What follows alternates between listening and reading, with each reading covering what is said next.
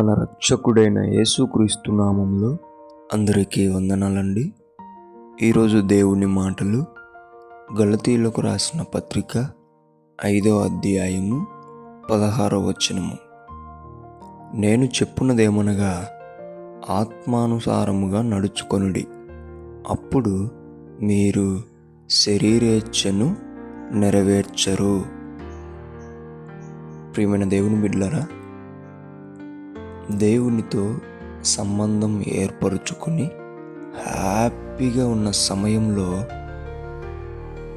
మనం ఏదైతే చేయొద్దు అనుకుంటామో అదే చేస్తూ ఉంటాం. ప్రమాదంలో పడిపోతూ ఉంటాం, పాపంలో పడిపోతూ ఉంటాం, ఇంకా భయంలో మునిగిపోతాం.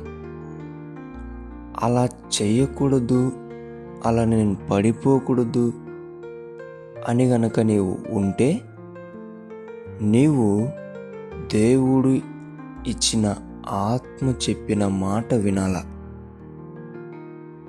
ఆత్మానుసారంగా నడుచుకుంటే శరీర ఇచ్చలు నెరవేర్చబడవు.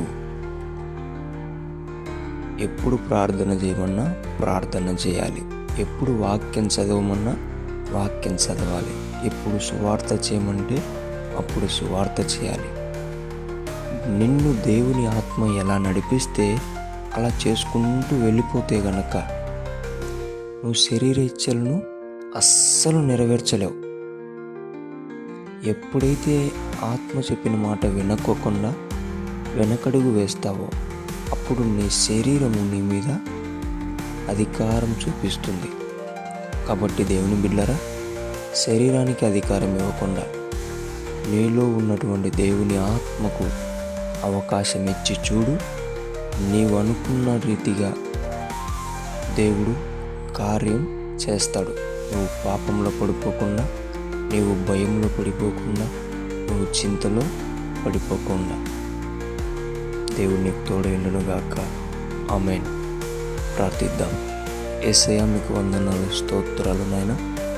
ఎంతోమంది భక్తులు ప్రభువా చేయరాని పనులు వద్దనుకుంటున్నప్పటికీ, ఎంత వెనకడుగు వేస్తున్నప్పటికీ చేస్తూ పడిపోతూ ఉంటున్నారయ్యా.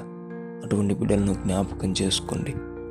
నీవే వారిని ముట్టండి, వారికి తోడుగా ఉండండి, వారిని విడిపించమని యేసు నామంలో ఆత్మానుసారంగా నడిచే బిడ్డలుగా శక్తిని, బలమును, అభిషేకమును దయచేయమని యేసు నామంలో ప్రార్థిస్తున్నాం తండ్రి.